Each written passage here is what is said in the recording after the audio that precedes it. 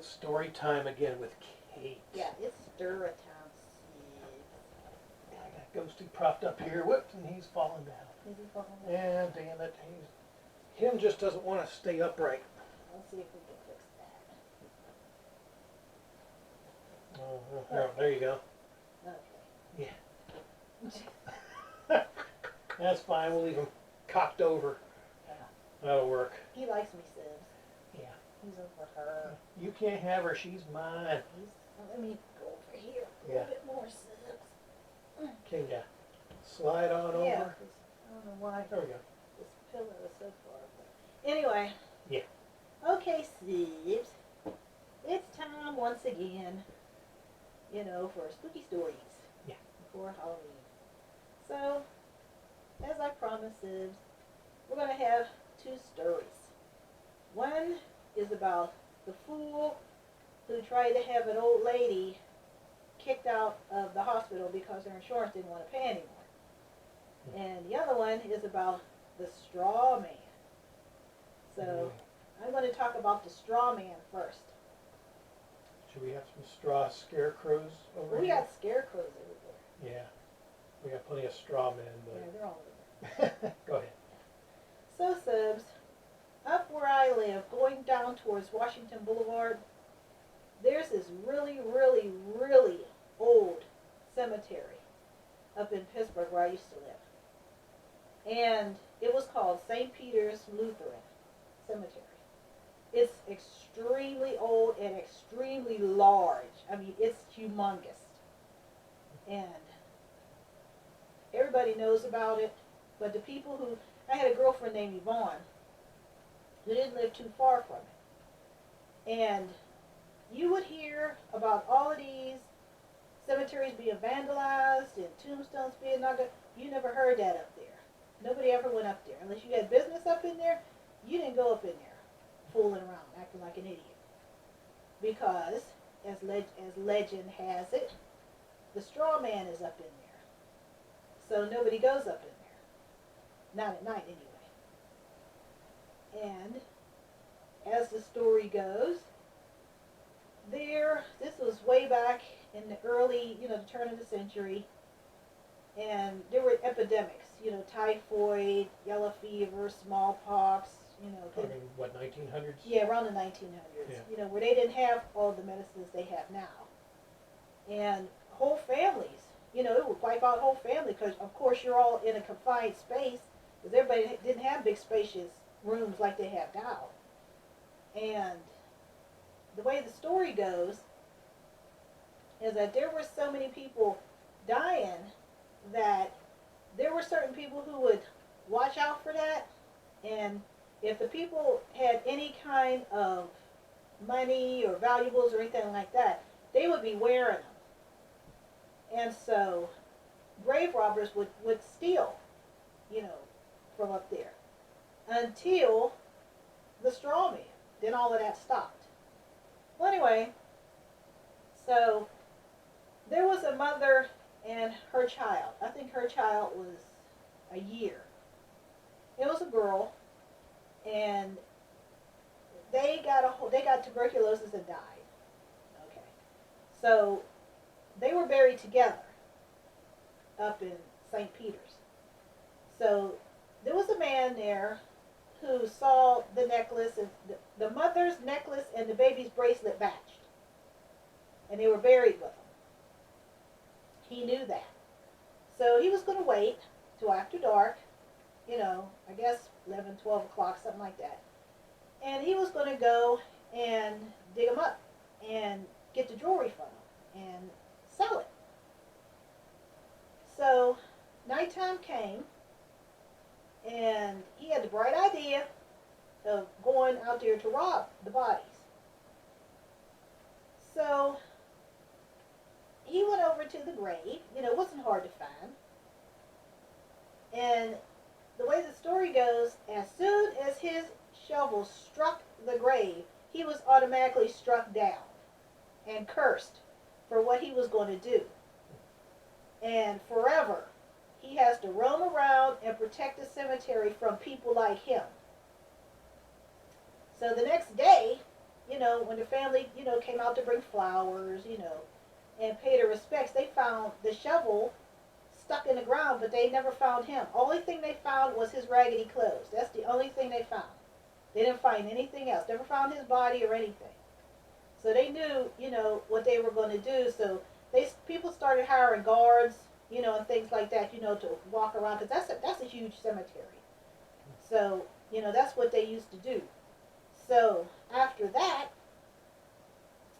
they still had grave robbers until word started getting around about something being up in the graveyard killing these grave robbers.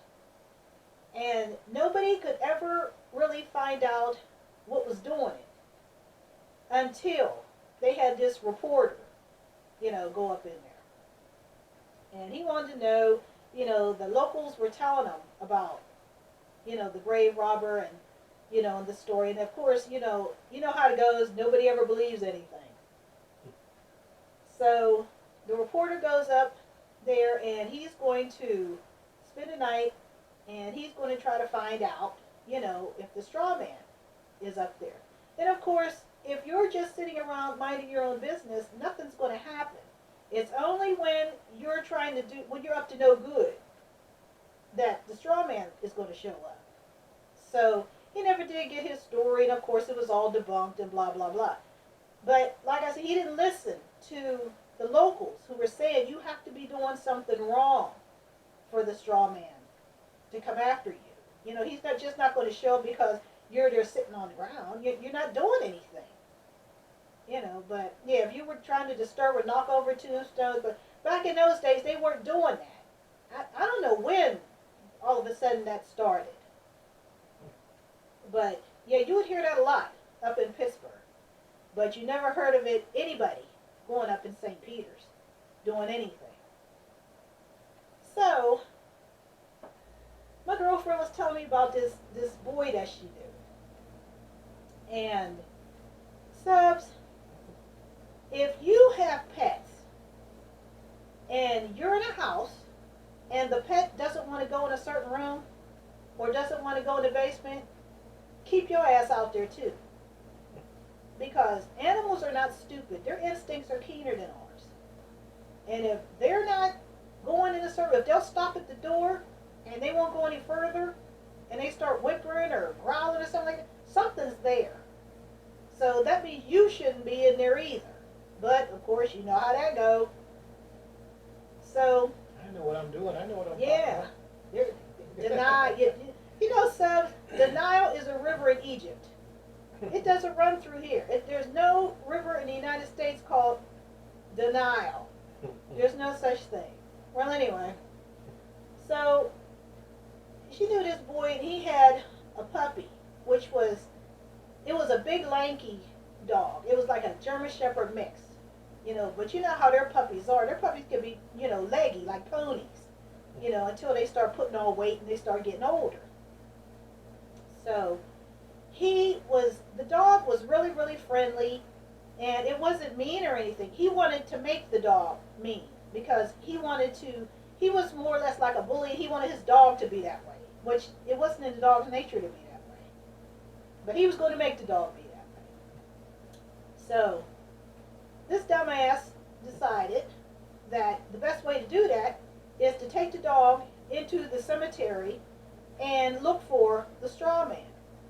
Yeah, okay, yeah, great idea. Mm-hmm. Yeah, count me in. Yeah. So. Find that straw man. Yeah, dumbass. So he's going to take it. It was on, I believe, it was either Friday night or Saturday night. I think it was Friday night, I believe is what she said. And so he's going to take the dog up there, and he's going to make this dog mean. Yeah. So they go up into the graveyard. She said she told him, don't do that. If the dog doesn't want to go, you can't make it go. And if you try to that dog will turn on you. Because it knows there's something there. Now, if you want to be stupid, be stupid. But even a cat will tear you up. So, of course, you know how that goes. That goes without saying. So he takes the dog, and he goes up in there looking for the straw man because he's going to teach this dog, to attack. So he goes up in there, and I don't know. She said she don't know what he saw or what the dog saw. But once they got to a certain point, the dog wouldn't go any further. So she said that's when he should have reconsidered what he was about to do. But in those days, so they didn't have the harnesses on the dogs like they do now. They had chokers, which I don't even know if they have those anymore. And he was steady tugging on this dog's choker to get it to go, further in. The dog wouldn't go further because it knew something wasn't quite right up in there. So he decided that he was going to start to beat the dog. Now, what did I tell you? It's okay, you can go up in there as long as you're not doing anything. But if you're doing something wrong, obviously, the way the legend goes, the straw man is going to come and stop you. So, he's beating on the dog. Of course, the dog is crying and everything. Next thing you know, she said she heard this sound that she never heard, because she said they could see the graveyard from where they lived, because their street was like a cul-de-sac, but it was going way back, but it's right on the side. It goes along the side of the graveyard, but the wall is up high enough where you really can't see the graves or anything, but it's there. And so they heard him start screaming, and they saw the dog running down out the graveyard, and was going home, which is where they were. So they were all figured out, now, should they go tell the parents, or should they all just go up there and try to find him? Because, of course, the dog is cowering, up on her porch. Either the dog wouldn't go any further. And they ended up, taking the dog so the dog wouldn't be, mistreated anymore, beaten or anything. Because they said they could see where on the back of the dog, on the back of his leg, where it was bleeding a little bit. I don't know what he was hitting the dog with. God knows. So they said they decided they would, of course, their kids, about 13, we're about 13, 14, something like that, but I wasn't with them. This is the story that she was telling us. So she said there was about, 3 or 4 of them, and they weren't supposed to be out, but they had snuck out. They weren't supposed to be out there. If their parents had known, they'd killed them right there, which would have been okay because there's a graveyard. They'd have been right at home. So they went to the graveyard and started, calling for him.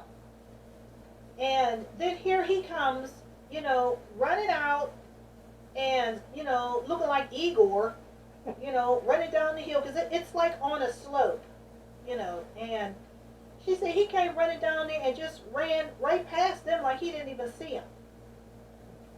And they were like, well, so they just turned and started running too, but she said, I didn't see anything, and nobody else did either. So they went on back up, on her porch, and she said that he had a big mark, straight across his face. And they were like, well, what happened to you? What happened? And they said the only thing he would say is that it's real. That's all he kept saying. It's real. And, of course, all this commotion, her parents, woke up and came there because, of course, nobody was supposed to be out that time of night. Back in the day, we was watching Chiller Theater. They used to come on, from 11:30 till, 3, 4 o'clock in the morning. It was all horror movies. And, of course, everybody got their ass beat because they're not supposed to be out, And they had to call his parents. In those days, everybody knew everybody's friend's parents. Everybody knew. Everybody had the number. Nobody knew anybody's kids wasn't there. So if they'd have went up there in the graveyard and something would have happened, who would have thought to look in the graveyard? I mean, eventually they probably would have. But, nobody thinks of that offhand. Like, gee, maybe the kids are missing. Maybe we should look in the graveyard. You know, and who thinks that? Well, anyway, so of course they had to take him to the hospital, and of course his dad was, not happy with him. So when that Monday came around, everybody came back to school. And, they were telling us, what all had happened. And from what Yvonne told us, when they finally got it out of him, he was beating the dog because the dog wouldn't go any further. Wouldn't go past this tree that's up there. It wouldn't go any further. That was it. And so he's decided, oh no, you're going to go further. And so he just starts beating on the dog with a stick. He had a stick, so he's whooping the dog.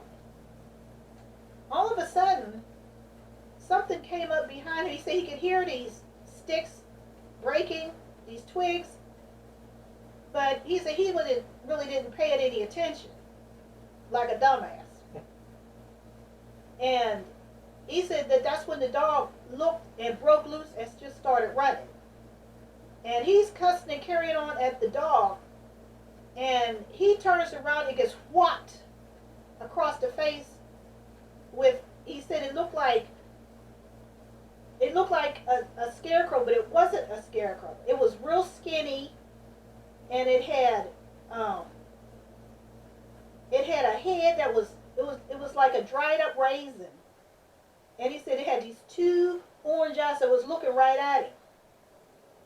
And he said when he got up, he said it was coming right for him. It wasn't scared or anything.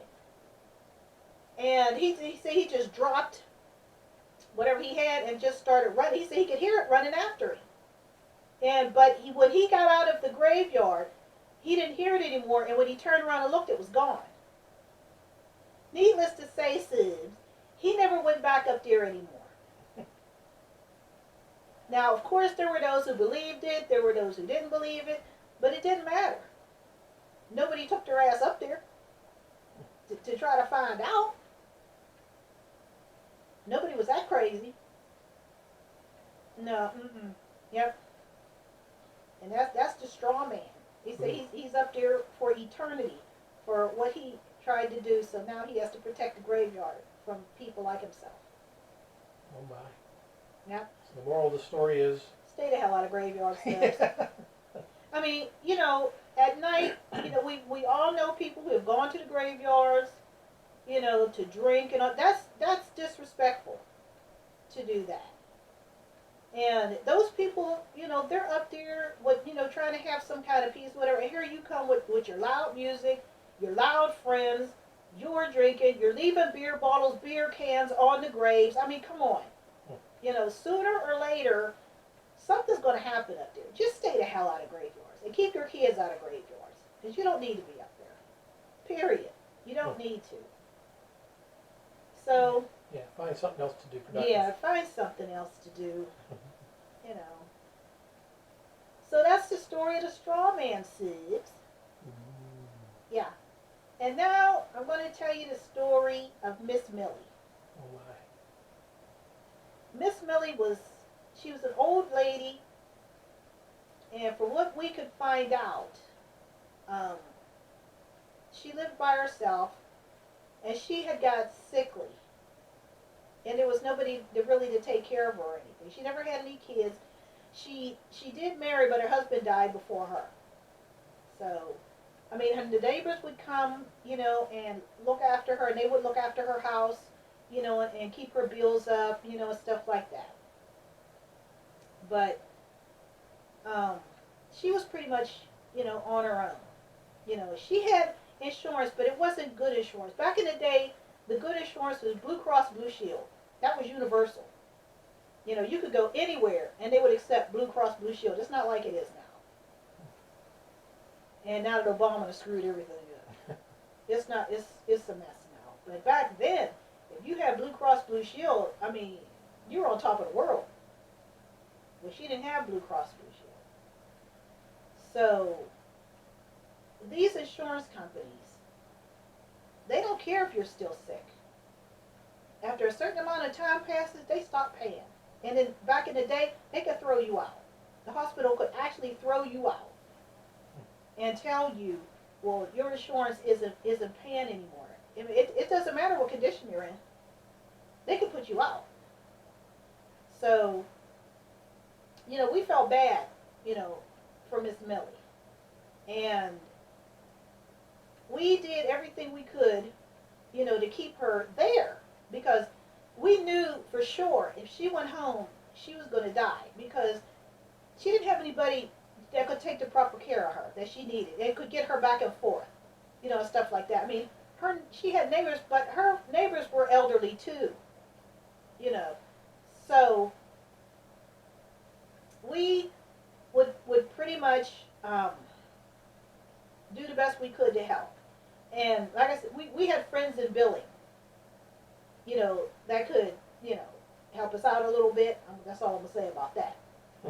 And they did, because we told them what was going on. And, the people, everybody felt bad, for her.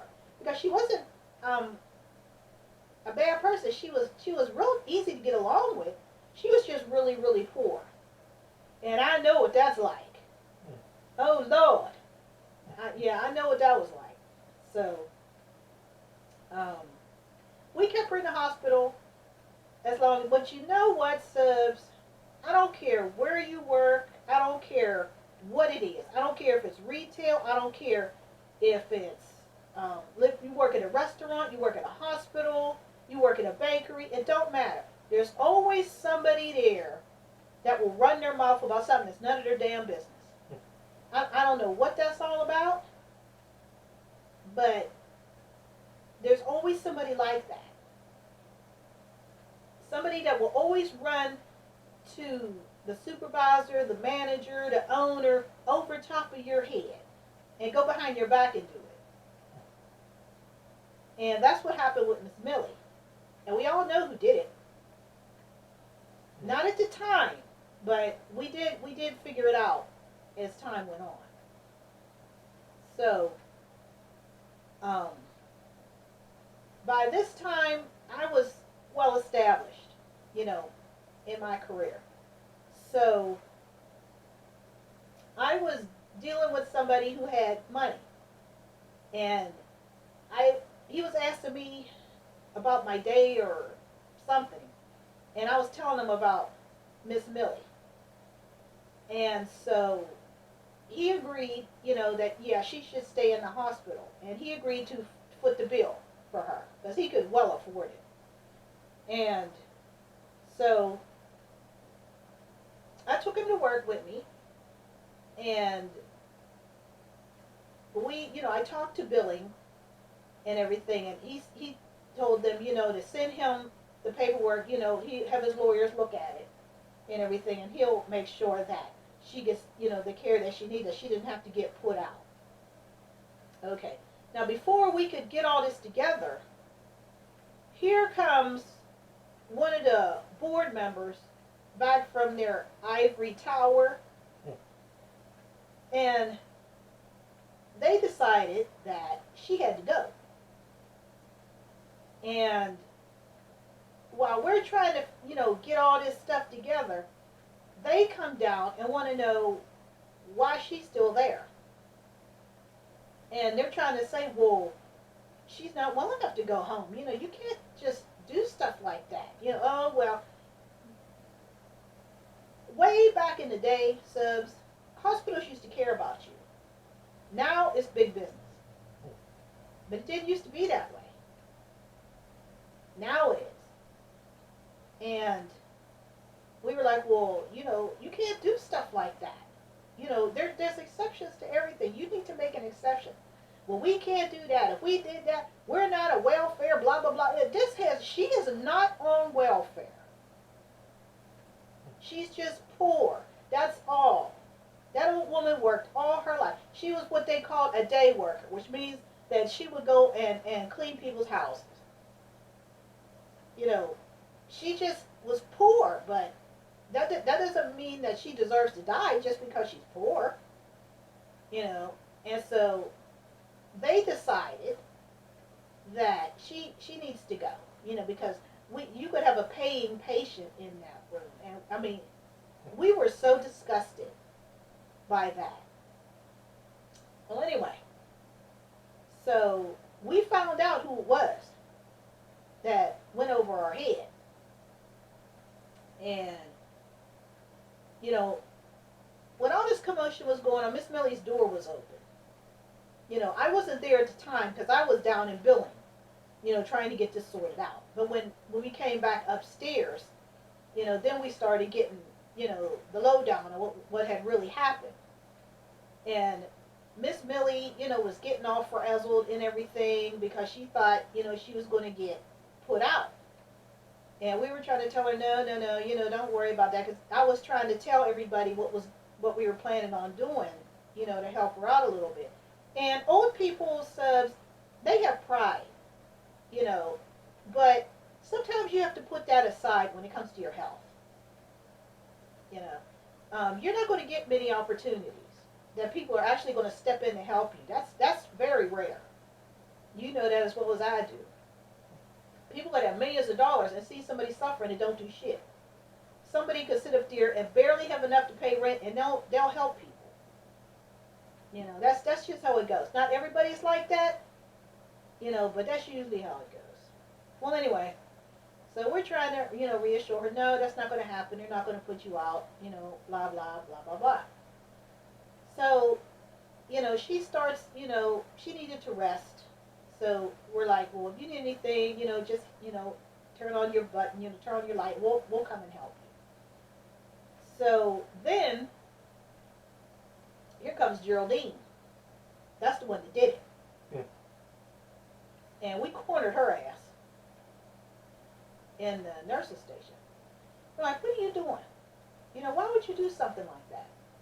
Because that's not procedure. And that's not this. There's always some by-the-book bitch that sticks their nose where they don't belong. Yeah, not the Better Business Bureau, but 3 Bs. Yeah. By the book. Yeah, by the book bitch. Yep. Wow. Well, that's against the rules. And well, wait a minute. You know, you're going to get old too, believe it or not. Now, if you do this and something happens, what do you think's going to happen to you? Oh, that's stupid. I ain't worried about that. Yeah, okay. You're not worried about it. Yeah, famous last words. I ain't worried about it. Yeah, okay. So, we went on, you know, taking care of Miss Millie while they're still trying desperately to put her out. But the man I was seeing at the time, he had influence and he knew people, so they couldn't put her out. They wanted to, but they couldn't because he wasn't going to let them, of course, because, you know, that would upset me. He didn't want me to be upset. So no, she did not get put out.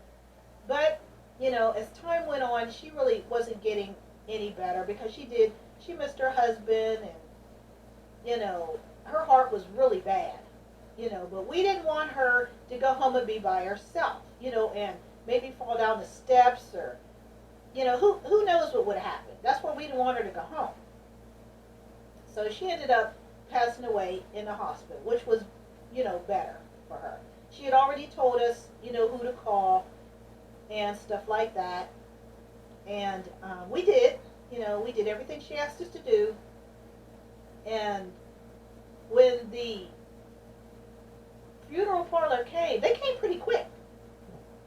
You know, when they got her, she was prepared. We had prepared her, you know, and we called her neighbors, you know. Matter of fact, we called a couple of them, and then a couple of them had come, and we had told them what happened. You know, we told them what funeral parlor she was going to, you know, and they could call and make arrangements, you know, to go and see about her funeral, blah, blah, because the neighbors all knew what to do, you know, because they knew she was by herself. Well, anyway, so this bitch from the ivory tower came back down. Now, Miss Millie was not in that room. She was gone. And Geraldine was with her. What was her name? Bernadette or something like that. And she wanted to come down and see if Miss Millie was still there. She had been discharged. So what they did is they went up to the nurse's station. Nobody was there because we're busy. We don't have time for that. We have to pass meds and change the fluids. Stuff. We do dressing. We don't have time for that. So Miss Millie's room was across from the nurse's station, one room down. So neither one of them knew she wasn't in there anymore because the curtain was still pulled. I guess the funeral parlor had pulled it, because we weren't paying that any attention. Once she had left, we were feeling bad and everything, but then we had to go on with our work. Okay. So that room was empty. She was the only one in there. So, like I said, they came for us because we found out later, from some of the people, going back and forth. And they went into Miss Millie's room and couldn't get out. So Tyrone heard this banging on the door. And like I said, you can't lock it from the outside. It can only be locked from the inside. And he said he could hear this banging. He like, what's going on? So he's going up and down the hall trying to see where this banging is coming from. And like I said, there used to be these little windows that you could look through to see what was going on. It used to be like windows in your class. Remember elementary school? You shut the door, but there was always that window there where the principal would look in, or your parents would look in, to see what's going on. Like a 12-inch by 12-inch. Yeah, that's what it was like. Yeah. And her curtain was pulled, but the light was still on above the bed. All of that should have been taken care of, but we weren't thinking about that because it could have been done at any time. It wasn't a big deal. He said he's looking through the door, and they're trying to get out, and they couldn't get out. And he said that he could see a body on the bed. It was like a shadow of the body. Looked like there was somebody laying there. And he said you could see it rise up and turn and look at them. There was nobody in the room. She was gone. And they were trying desperately to get out of the room. They couldn't get out. So by that time, everybody was gathering around to find out what in the world is going on. So we go and just, open the door. The door opened. And of course they're all screaming and crying and carrying on. And Tyrone went back and looked in once we were all in there saying, well, what's going on? Well, she's in there. She's in there. Why didn't you say she was dead? She's not in there. There's nobody in there. What are you talking about? She's been gone. She was gone before you came.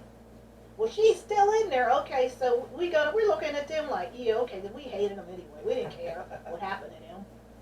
So we went and looked. Of course, there was nothing there. Yeah, the light was on. We turned the light off and pulled the curtain. Opened the curtain up. There was nothing there because we had stripped the bed and everything. There was nothing there. Nothing that we saw. Now, what they saw, oh well. Nobody felt sorry for them. We just looked at them like, well, no better for you. How you gonna go in somebody's room? Somebody is really ill. They're old. Why would you do that? I bet they won't do it again. Well, Geraldine, she quit after that. I don't know what happened to, what's her name, Bernadette, I don't know. Never saw her ass on it. Well, matter of fact, we had never seen her before. I didn't know who she was. These people up in the RAB Tower, we don't know who they are. Unless they come down with the surgeons or the doctor, we don't know who they are because we never see them. And whatever Tyrone saw, they saw it too. So we didn't care about them. But we wanted to know what Tyrone saw. And he said, that's what you saw. He said, you saw a figure on the bed. The curtain was pulled. and you saw it rise up and turn around and look at them and try to pull back the curtain. He said that's when he ran. You know, that's when they were banging on the door. You know, and everybody had to go down to see what was going on. But the door opened for us. Yeah. That's why, you know, if you work in the morgue, you work in the nursing home, you work in the hospital, is everybody going to see something? No. But you're going to hear things. People are going to tell you. I mean, you pretty much know who's receptive and who's not. You know, nobody has to prove anything. I mean, you know what you saw. I know what I saw. And if you want to deny it, well, you know, that doesn't mean it didn't happen. That just meant you denied it. Doesn't change a thing. So don't treat people bad.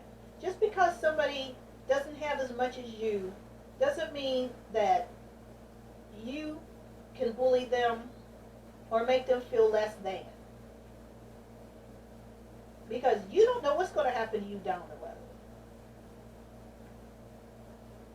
You know, and like I said before, everything we do is counted for and against us.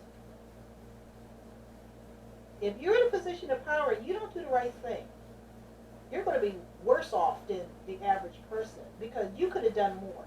But all you thought about was yourself. That's not going to help you. And there's some things, subs, once it's done, you can't undo it. You know, think about this stuff. You know, sometimes you have a certain amount of time to right a wrong. Some wrongs can never be right. Ever. But you still know what you did. That's not going to change it. Just because you deny it doesn't change a thing. It just means you denied it. You know, do the right thing because it will catch up to you. It caught up to that fool trying to make his dog mean up there trying to make him fight with the strawman. Now what kind of sense does that make? And it certainly didn't work with the higher ups or with her tattletale ass kisser. That didn't turn out too good either. So, but like I said, the choice is yours, you know, because we all have free will, but then we all have to pay for the decisions we make and the ones we don't make when we know we should. So, like I said, I heard about this story, you know, by the time I got around to whatever, you know, like I said, the door was open. So, whatever they saw, Tyrone was the only one of us that saw it, you know, and told us what was going on. And it scared the shit out of him. He said he'd never seen anything like that. He didn't know she was gone either. Till we told him, there's nobody in there. And then when he went and looked, because by that time the light over the bed was turned off and the curtain was pulled back. And the bed wasn't even made because we had pulled the bed. There was nobody there. You know, but whatever it was, it didn't forget that they treated it bad. I mean, she could have died. She could have, you know, went home and died. They didn't care. Her insurance ran out. Well, you don't know what's going to happen to you. I mean, because if you have a stroke or something, you have to depend on other people. And I'm going to tell you now, 99.999% of the time, your ass is going to a home. Because nobody is going to give up their life for you. Most people will not do it. Most people do not make good caregivers. And maybe it should be that way. Because, you know, you read these horror stories about kids being beaten and killed and old people being beaten. Because everybody doesn't have patience. If you don't think you can do it, don't do it. But, I don't know. You know, people are going to do what they want, but then you have to pay the consequences for what you do. And there are consequences, good and bad. Not everything is bad. There's good consequences too. And I'll tell you that story next week. Oh my. But yeah, everything's not spooky and scary. Miss Millie wasn't spooky and scary. She just wanted to be treated with respect. That's all. Because that's what she deserved. She was an old woman. She worked all her life. She worked since she was like 10 years old. She didn't make a lot of money because they didn't make a lot of money back then. I don't even think they made $1 an hour back then. But she saved up the money as best she could, but it just ran out. But that didn't mean that she wasn't a person. That doesn't mean that she should be put out. But that's what they would have done if me and my friends hadn't stepped in, and the guy I was with at that time. But yep, that's what happened, Sis. Wow. Yep, she got back at them. Yep. Know your role. Yep, in a door that you couldn't even lock. Here we found out later there wasn't any lock on that door. So how could they not get out? They were meant to be trapped. Yeah, they're meant to be trapped in there with Miss Millie. Wow. That's what they get. Oh my. We don't feel sorry for them. I would love to know how she explained that to the board members Yeah. when she went back upstairs. Because I don't know. There was a lot of that down there. I don't know. A lot of murmuring. Yeah. I don't know what you're talking about. Yeah. I saw her when she left. Because you have to sign paperwork and stuff like that. You just can't discharge the body. There's paperwork and stuff that have to be filled out. But yep, subs. That's what happened. It was a ghost. Yeah. Got them real good, subs. Oh my. Well, there you go. Another couple stories. Yeah. Closing in on Halloween, and they're getting better, as Yeah. you can tell. These stories are very interesting. Yeah, the spider trees. Yeah, your spider tree. Yeah. So, until the next spooky story from Yeah. Kate. Yeah. Adios. Bye, subs. Woohoo!